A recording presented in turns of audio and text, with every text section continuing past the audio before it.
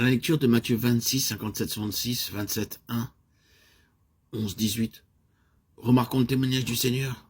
Jésus confessa devant Caïphe, le souverain sacrificateur, qu'il était le Fils de Dieu, et devant Pilate, le gouverneur, qu'il était roi. Dans ces deux cas, il rendait témoignage à ce qu'il était. Quand le souverain sacrificateur entendit que le Seigneur rendait témoignage par ses paroles, « Dorénavant, vous verrez le Fils de l'homme, assis à la droite de la puissance et venant sur les nuées du ciel. » Il déchira ses vêtements en disant, « Il a blasphémé. Qu'avons-nous encore besoin de témoins? Voici, vous avez entendu maintenant son blasphème. Que vous ensemble, et répondant, ils dirent, il mérite la mort.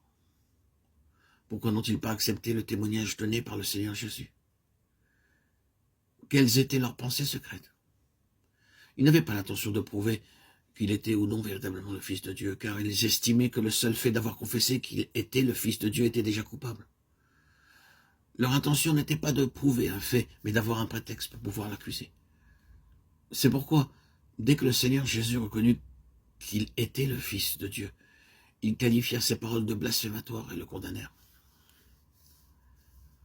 C'est la preuve qu'ils n'avaient pas l'intention de rechercher si cet homme était vraiment le Fils de Dieu.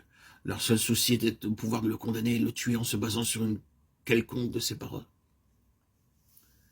Ils étaient les chefs de file du judaïsme. C'est pourquoi ils n'étaient pas soucieux des affaires de Dieu.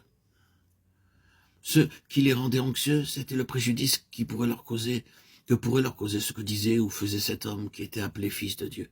S'ils le laissaient en vie, leur position serait à tout jamais ébranlée et leur autorité renversée.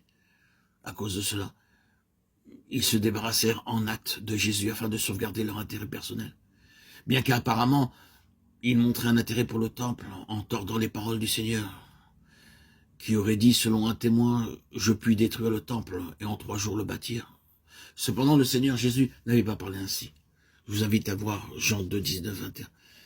Il ne fit rien pour empêcher que le temple devienne une caverne de voleurs. Lorsque le Seigneur entra dans le temple pour en chasser les marchands, ils avaient voulu le faire périr. Marc 11, 17, 18. Ils voulaient seulement conserver l'apparence extérieure du temple pour en tirer profit. Ils ne voulaient pas la réalité du temple, leur péché aurait été dévoilé. Ils observaient quelques rites religieux, mais ils avaient rejeté la vérité à tel point qu'ils voulurent la détruire. Sans hésitation et sans autre information, ils avaient jugé que la confession de Jésus d'être le Fils de Dieu était un crime. Ils considéraient qu'une telle confession était tabou. Même si cela avait été vrai, cette chose ne devait pas être prononcée. Le Seigneur Jésus ne fut pas condamné à cause de ce qu'il était, mais parce qu'il rendait témoignage à ce qu'il était en lui-même. Selon l'opinion du Conseil, la vérité ne devait pas être attestée.